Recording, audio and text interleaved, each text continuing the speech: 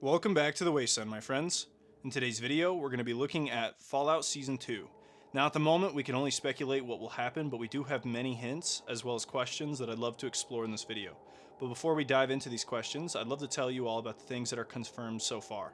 So due to the success of this show, Amazon has actually already started on Season 2, and because they have already, many set pieces from the first season, it's going to be easier for them to pump it out faster. I'm hoping they get it out by 2026. That's what I'm guessing. A lot of people are saying 2025. 2026 is probably a safer bet, though. And then next off, we will be seeing more of Mr. House. And while it's uncertain if Mr. House will be after the events of New Vegas, I feel like we'll see him sometime after the Great War, but before the next events of New Vegas. So right in between New Vegas and the Great War.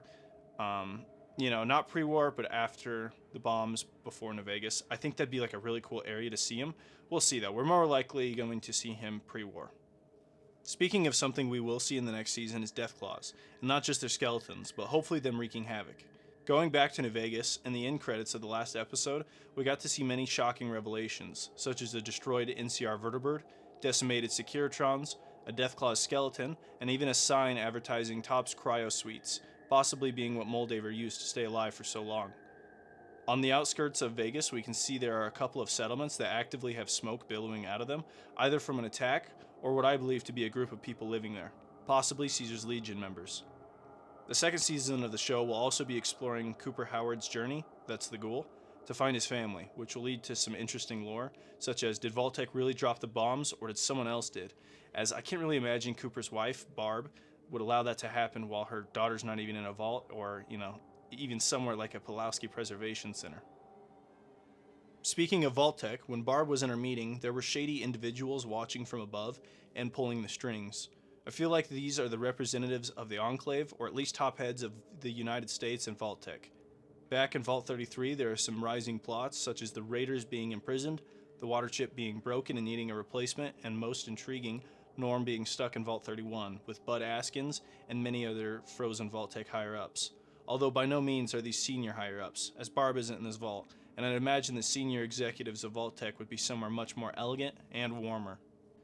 Some plots I am most interested in is seeing where the Enclave is going to be heading next, where Hank is going to New Vegas, and what is happening to Thaddeus, as well as what's going on at the Brotherhood.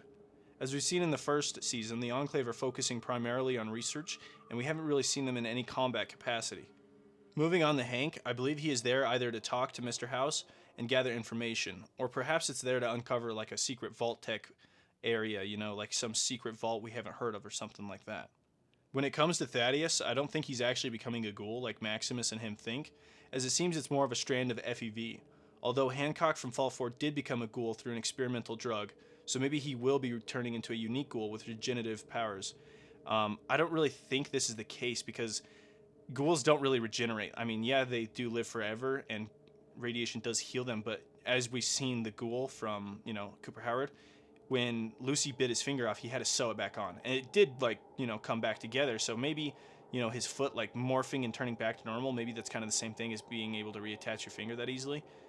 Maybe. I'm not really sure. The last thing I'm interested to see is what will happen with this new Brotherhood chapter. As by the end of the first season, Maximus was offered by the cleric to be the sword in his new Brotherhood of Steel, as well as the airship being the Pridwin, leaving many questions to what happened in the events of Fallout 4, such as how the Minutemen are taking care of the Commonwealth currently. Perhaps this new Brotherhood will be more honorable and focus on training capable soldiers, unlike Knight Titus. While I'm excited to see where these plots all lead to, I'm most excited about seeing the new locations the show has to offer, as the show creators have moved to California, so filming the desert will be much easier as they will be in the area they need to be, which also helps with development time. Moving on to what I hope is in the second season, is where is the rest of the NCR, as we have only seen the destruction of Shady Sands, which in the terms of the NCR is only one state out of many. I would also love to see more flashbacks and hopefully battles taking place before the Great War, as well as more of Cooper Howard's life. I'd be absolutely excited if we see more sets of Power Armor, especially the T-51B, because it's my freaking favorite suit, guys. It's so cool. Folks, that's going to do it for today's video. If I sounded kind of like an AI reading off a script, I kind of caught that a little bit. It's because I read off a script this time. You know, I know you guys, a lot of people have been recommending I do scripts, especially for like news and stuff like this. Because if I don't, I start to ramble and I start to waste time. And I wanted to conserve as much time as possible until the end, like I'm doing right now.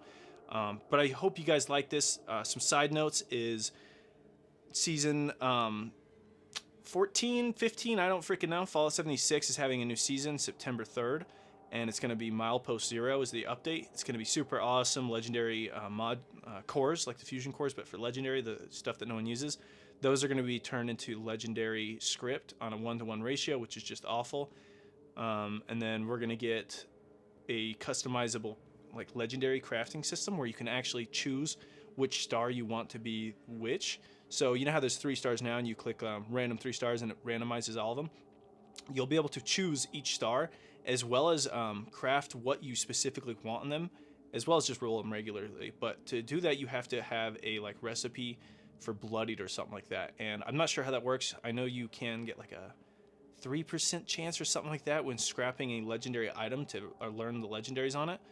As well as like, you know, finding a recipe some other ways. So we'll see how that works. I think it's going to be cool. And there's going to be like a new quest line where you can run caravan routes, and you can have like little bases set up on them, work with your friends, and get a new currency, of course. I mean, we only got like 5 currencies in Fallout 76. I think another currency would be great.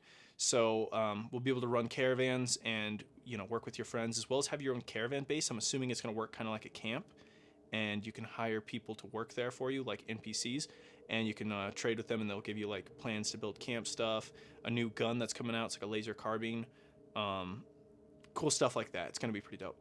And then for like just Fallout in general, Navigator, I found this on his thing, is there's a new 3-0 action figure. If you guys don't know, 3-0 makes really articulated 1/6 scale action figures. I already got like a bunch of power armors, but now they have the Soul Survivor, so Nate, the male one, and you can buy him. He's like $205 for me after shipping and all that. It's a pre-order coming out early 2025.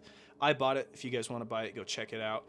And yeah, I think that's all the Fallout stuff I can think of off the top of my head. And that last part was unscripted, of course. Just wanted to tell you guys all that.